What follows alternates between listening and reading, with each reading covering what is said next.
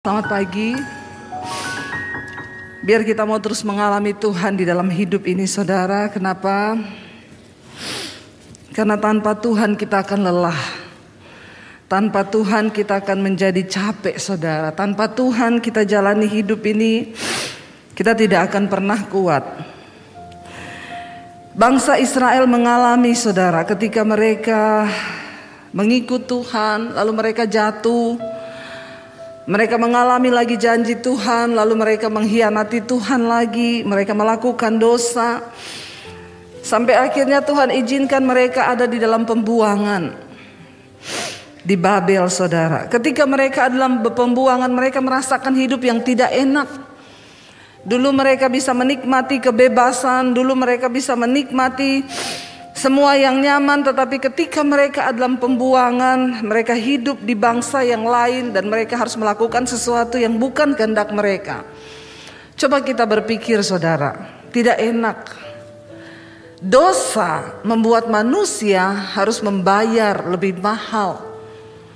Dosa menyebabkan hidup kita terpisah dari Tuhan. Dosalah yang mengakibatkan kehancuran di dalam segala sesuatu. Kenapa pelayanan hancur? Kenapa gereja hancur? Kenapa rumah tangga hancur? Kenapa masa depan kita hancur?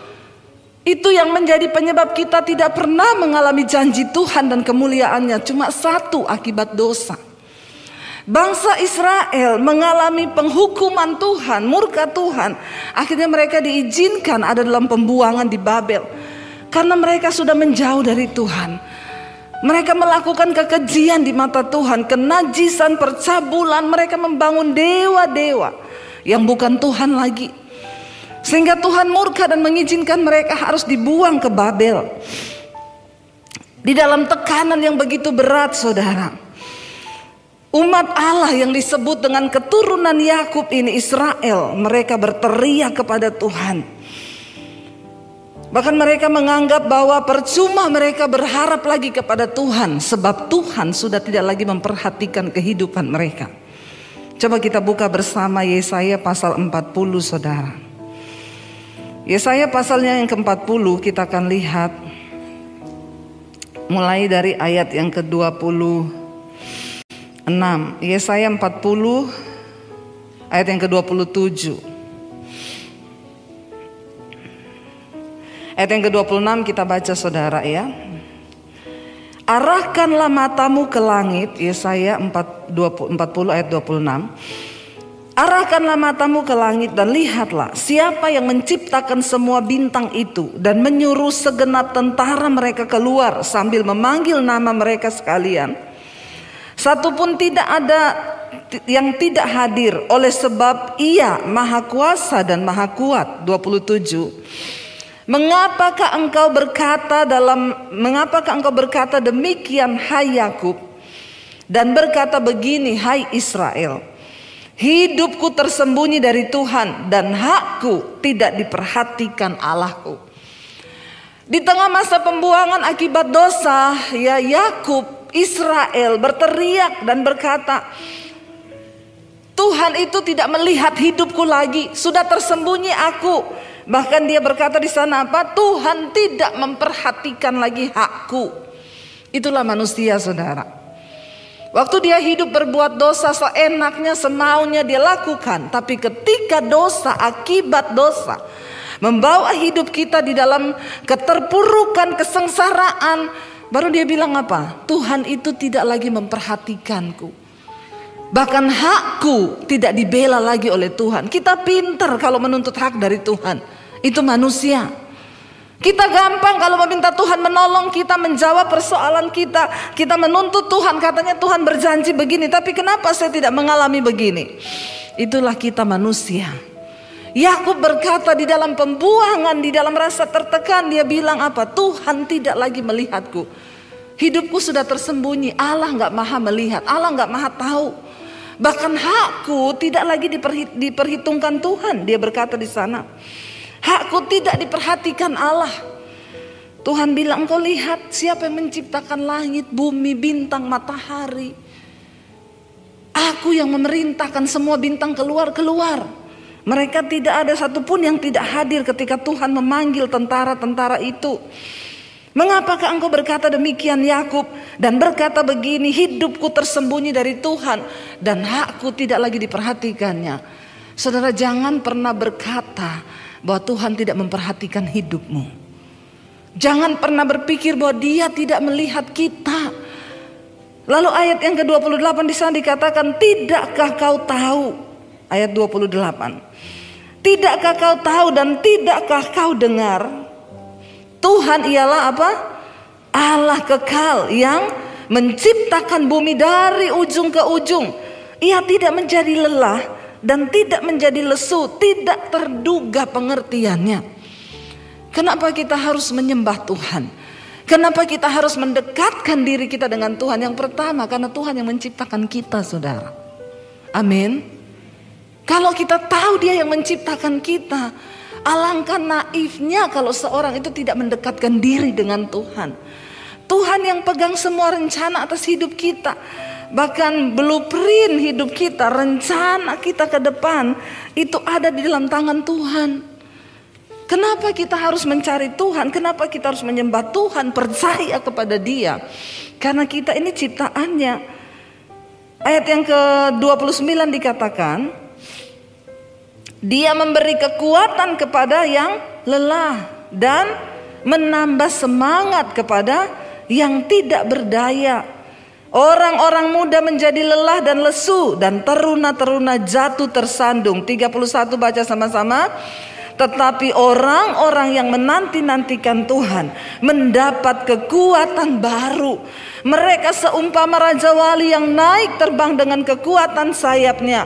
Mereka berlari dan tidak menjadi lesu. Mereka berjalan dan tidak menjadi lelah. Kita belajar dari kisah ini, saudara. Kenapa ayat ini muncul? Karena teriakan bangsa Israel di dalam keterpurukan di masa pembuangan. Mereka berpikir Tuhan sudahlah tidak lagi memperhatikan mereka. Padahal itulah upah dosa. Mereka harus membayar. Ingat saudara, setiap dosa yang engkau lakukan itu ada konsekuensinya. Waktu kita datang minta ampun diampuni, tetapi upahnya itu yang berat, dan banyak orang Kristen tidak sanggup membayar upah dari dosa itu. Karena itu, hiduplah berhati-hati. Mikir kalau mau bikin dosa. Amin saudara. Karena semua ada konsekuensinya. Dia Tuhan yang tidak bisa berdusta dengan janjinya. Upah dosa itu maut. Masih bagus kalau kita gak binasa. Bangsa Israel ketika dalam pembuangan, mereka gak kuat menghadapi proses. Padahal itu terjadi karena kesalahan mereka sendiri. Banyak manusia melakukan kesalahan dalam hidupnya, tetapi ketika mereka masuk dalam proses Tuhan, mereka gak kuat saudara. Akhirnya banyak yang memilih murtad. Ayo kita menyadari hal ini. Ketika dalam pembuangan mereka, bahkan apalagi yang paling membuat kita itu seringkali down, ketika kita merasa Tuhan itu sudah meninggalkan kita. Saya pernah mengalami waktu saya kecelakaan mobil, saudara, satu keluarga. Kita mau pelayanan waktu itu ke Anyer. Saudara yang mengikuti kisah saya, mungkin saudara lihat di Instagram saya pernah angkat fotonya. Saudara, kami mau pelayanan ke Anyer, berangkat satu keluarga. Tiba-tiba waktu mau bayar tol, mobil kita berhenti saudara. Ketika berhenti saya terbangun karena saya tidur, anak-anak juga tidur di belakang. Kami satu mobil berlima. Ketika berhenti tiba-tiba saya merasa benturan yang sangat keras di mobil itu. Lalu mobil kami terlempar ke jalur sebelah. Ya, dan itu benar-benar saya merasakan saudara ya, yang namanya mati itu berada sangat dekat dari kita itu. Enggak sangka, enggak apa. Tiba-tiba mengalami saudara.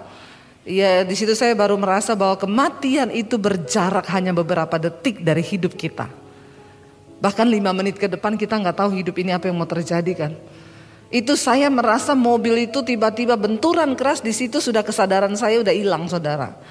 Kenapa kita harus terus hidup dalam kekudusan, menghormati Tuhan? Ya karena waktu orang mengalami yang kayak begitu dia udah gak ingat apa-apa saudara. Ya, waktu manusia itu kaget tingkat tinggi, kita udah gak bisa mikir Tuhan ampuni kemarin saya bersinah, Tuhan ampuni saya kepahitan sama orang, gak ada waktu. Lalu tiba-tiba saya cuma merasa mobil kami terpental saudara, begitu sadar sudah terbalik ya, sudah asap dari airbag yang keluar itu sudah memenuhi mobil, saya udah nggak tahu lah. Ternyata waktu kami dalam posisi mau bayar tol, antri di depan saya ada 5 mobil.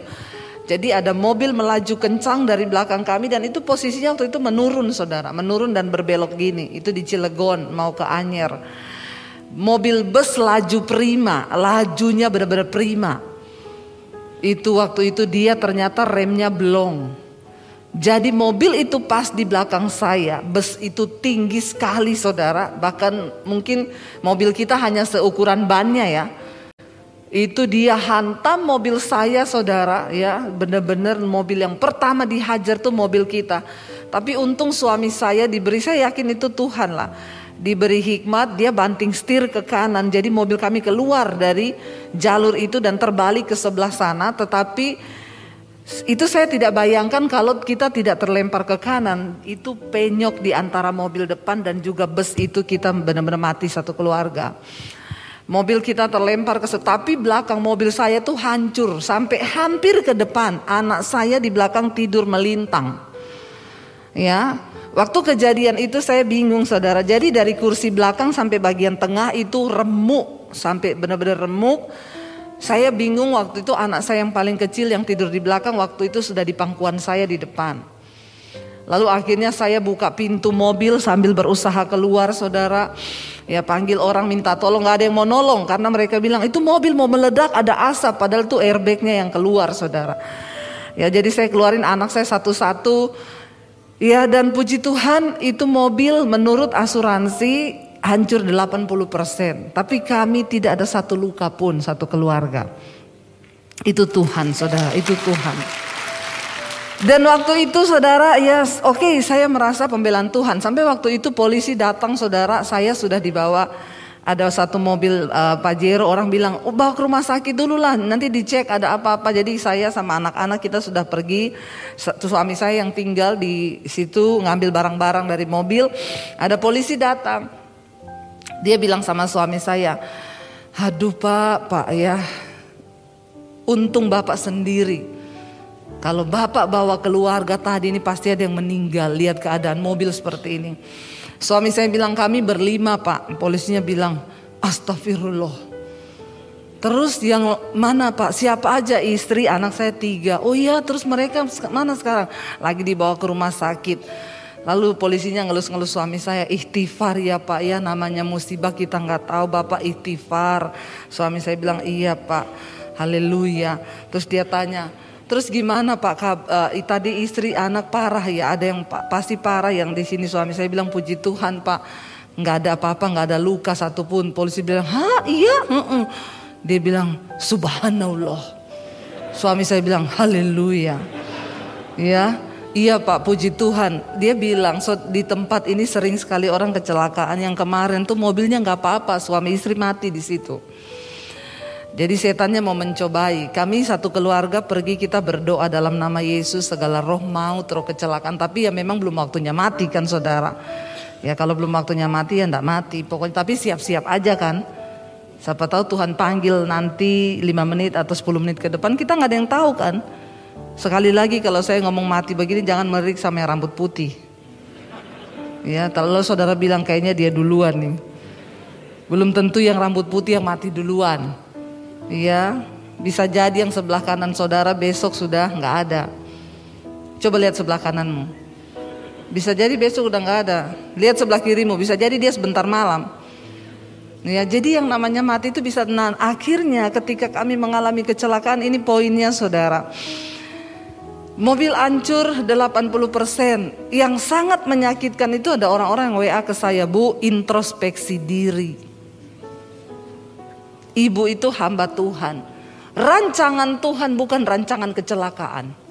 Tapi kenapa ibu kecelakaan? Bertanya pada Tuhan, introspeksi diri.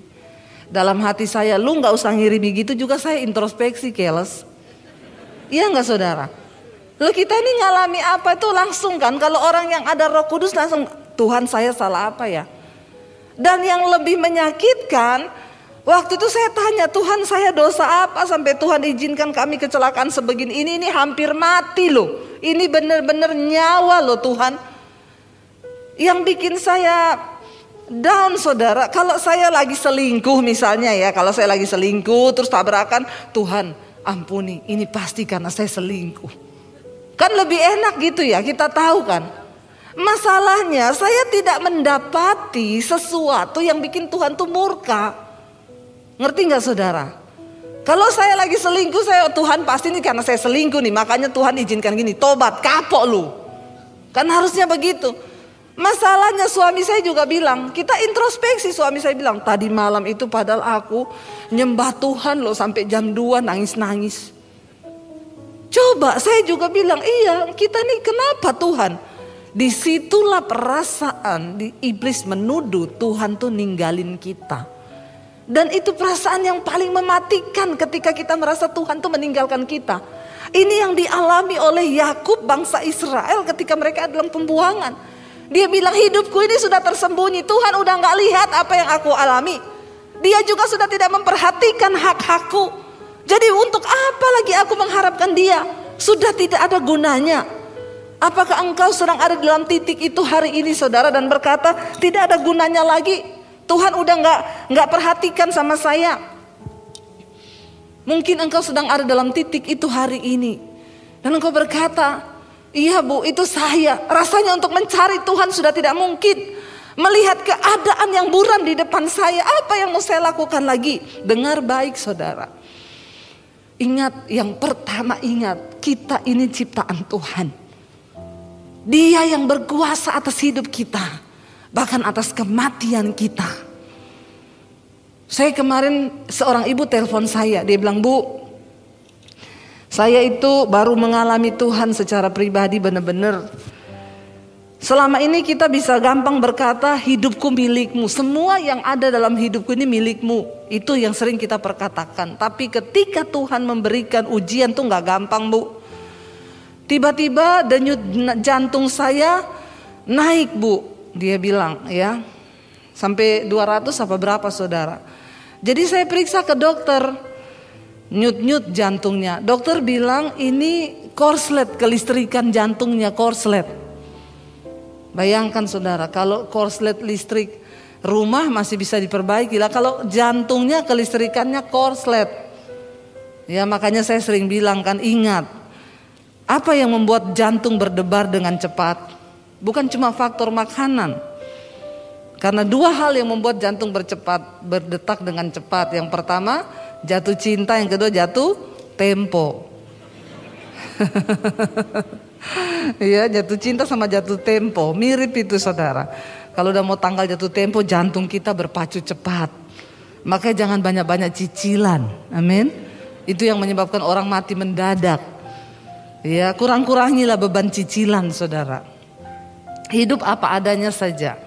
Lalu dia bilang, akhirnya periksa ke dokter, akhirnya dia harus masuk rumah sakit di Opnam, dipantau sama dokter. Ya, yang nomor 1 dokter bilang pasti ibu terlalu khawatir, terlalu banyak beban pikiran. Jangan terlalu khawatir. Saudara-saudara banyak khawatir jantungnya korslet.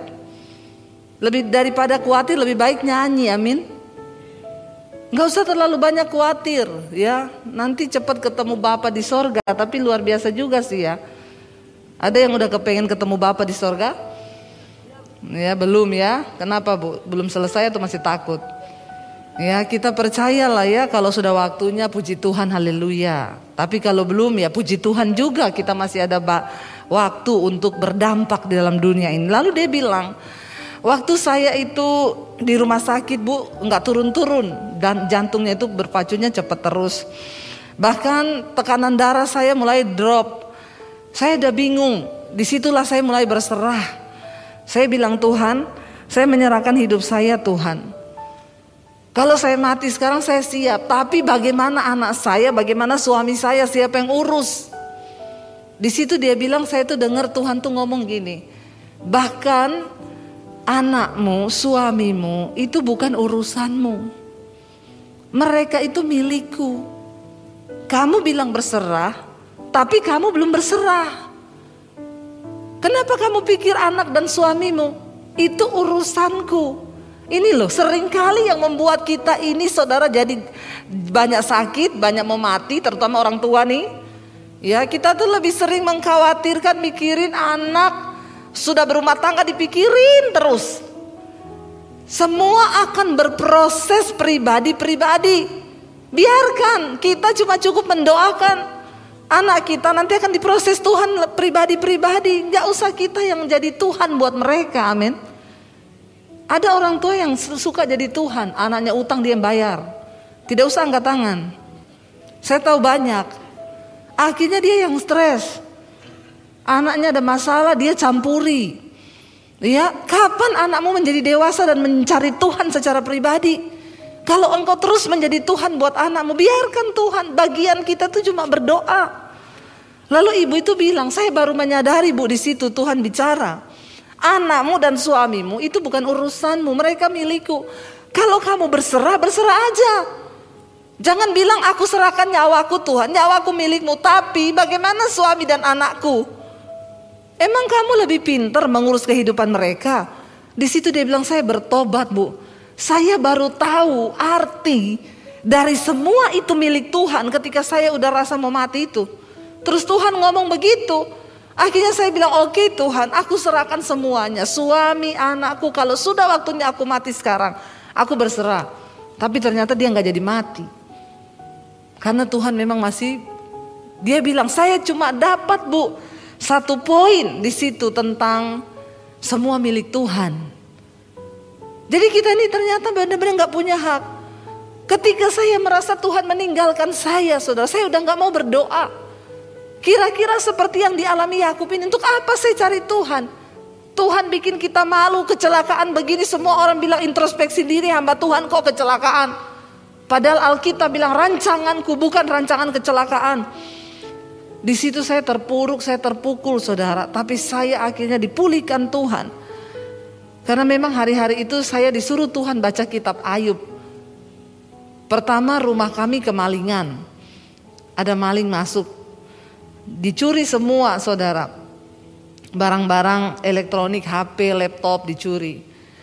Waktu itu saya bertanya, Tuhan, rumah orang yang lebih berdosa dari kita di sini tuh banyak. Lo bener gak saudara? Tapi kenapa yang dimasuki rumah kita loh? Kan lebih enak kalau kita bersaksi, saudara, tadi malam ada maling mau masuk rumah saya. Tapi Tuhan ajaib, malingnya kesangkut di pagar sampai pagi.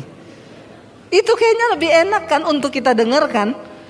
Wih dahsyat, semua tepuk tangan. Wih Tuhan ajaib, maling kesangkut. Kan gak enak kalau kesaksiannya maling masuk rumah, nyuri barang-barang kita. Terus perlindungannya di mana? Kita yuk kalau tidur malam berdoa loh. Di situ saya bertanya, Tuhan, kenapa Tuhan izinkan masuk ke rumah kita? Kenapa bukan ke rumah orang yang banyak lebih berdosa dari kita tuh banyak? Di situ saya dengar suara Tuhan baca kitab Ayub. Tapi saya pikir alay banget, cuma kehilangan kayak gitu suruh baca kitab Ayub. Apa yang saya alami ini gak ada apa-apanya lah sama Ayub. Ngeyel saya, berapa hari kemudian kita kecelakaan itu. Suara itu datang lagi, baca kitab Ayub. Saya bilang kalau ini sudah tidak main-main ini.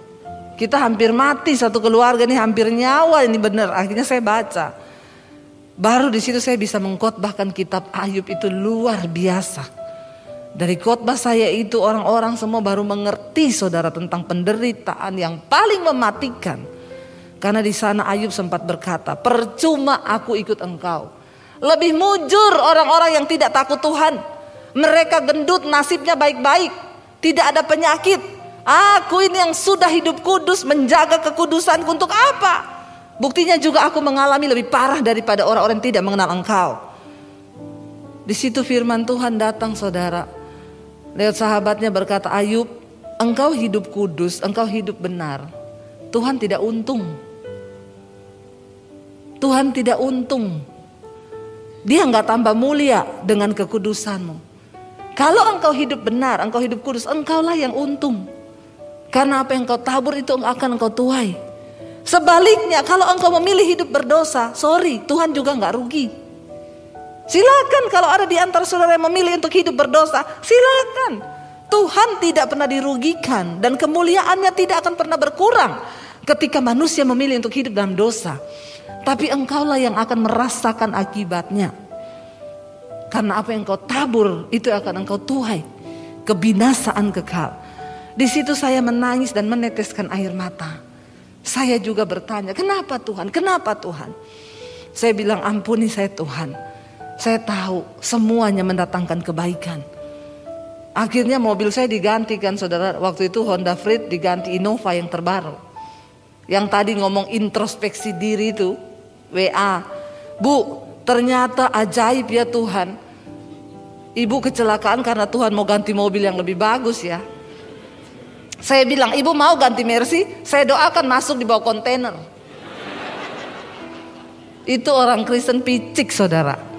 Ya, dia pikir kalau mau ganti Mercy terbaru saya doakan sekarang bu. Mau masuk di bawah kontainer? Jangan bu, nggak mau. Nggak apa-apa saya naik Avanza aja. Mau pilih mana? Sorry saudara, Tuhan tuh bekerja dengan caranya. Dan di balik semua peristiwa tuh ada nilai. Bangsa Israel tuh nggak ngerti kenapa mereka ada dalam pembuangan. Mana dia berteriak sudah di pembuangan karena dosa, ngomong lagi. Ternyata Tuhan tidak melihat hidupku, hak-hakku tidak ada. Tuhan memberi nasihat kepada mereka. Orang yang menanti-nantikan Tuhan akan mendapat kekuatan yang baru. Di sana dikatakan, dia memberi kekuatan kepada yang lelah, ayat 29. Dan menambah semangat kepada yang tidak berdaya. Kenapa kita harus mencari Tuhan di tengah masa kesulitan kita? Karena dia sumber kekuatan. Cuma dia yang bisa memberikan saudara semangat kepada orang yang sudah tidak berdaya. Engkau tidak akan mendapatkan itu di diskotik, percuma. Ya, jangan pergi ke tempat yang seperti itu untuk mencari kekuatan. Engkau pulang semakin stres, bisa berakhir dengan bunuh diri. Ada bapak-bapak di Jakarta, dia bilang sama istrinya, dia tanya dari mana? Saya ini penat di dalam rumah. Dari mana kamu? Ya dari sana mencari kekuatan. Dicek istrinya saudara, ternyata suaminya ke Holy Wings. Dia tanya, apa itu Holy Wings? Gereja baru. Holy Wings, sayap kudus saudara. Jangan salah masuk. Saudara pikir wah gereja baru ini. Jangan saudara kita lari dari Tuhan. Ketika engkau datang di kaki Tuhan, ayat ini berkata, dia yang memberikan kekuatan kepada yang lelah dan menambah semangat kepada yang tidak berdaya. 30, orang-orang muda menjadi lelah dan lesu. Hari-hari ini menghadapi persoalan zaman. Ya, kita melihat akan datang masa yang sukar di depan. Bahkan orang muda akan menjadi lelah dan lesu. Dengar baik-baik yang muda-muda di sini. Engkau tidak punya cukup kekuatan untuk bertahan dengan kepintaranmu, dengan tenagamu. Habis menghadapi masa yang semakin sulit ke depan. Ayat ini berkata, orang muda menjadi lelah dan lesu dan teruna-teruna jatuh tersandung. Tetapi orang yang menanti-nantikan Tuhan, mereka akan mendapat kekuatan baru. Siapa yang membutuhkan kekuatan baru hari-hari ini? Kita semua membutuhkan kekuatan yang baru. Mereka seumpama raja wali yang naik terbang dengan kekuatan sayapnya. Mereka berlari dan tidak menjadi lesu. Mereka berjalan dan tidak menjadi lelah. Rasul Paulus berkata, siapapun saudara yang mengaku percaya kepada Kristus, engkau mau atau tidak, kita semua ada di dalam gelanggang pertandingan.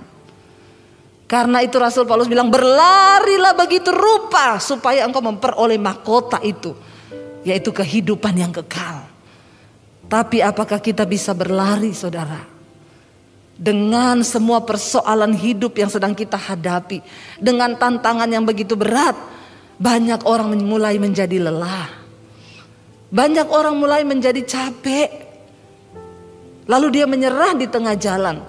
Tetapi orang yang terus menantikan Tuhan, ayat ini menjamin dia akan berlari tapi tidak menjadi lelah. Dia akan berlari tetapi tidak menjadi lesu. Berjalan tidak menjadi lelah. Mari kita cari Tuhan hari-hari ini. Mari kita terus menanti-nantikan Tuhan. Mari kita terus ada di kakinya hari-hari ini dan berkata, Tuhan kami mau menantikan Engkau. Kami mau mencari wajah-Mu. Saudara, tidak ada perkara yang mustahil bagi Tuhan.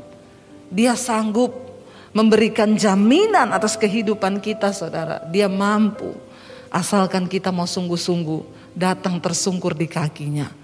Mari kita bangkit berdiri bersama.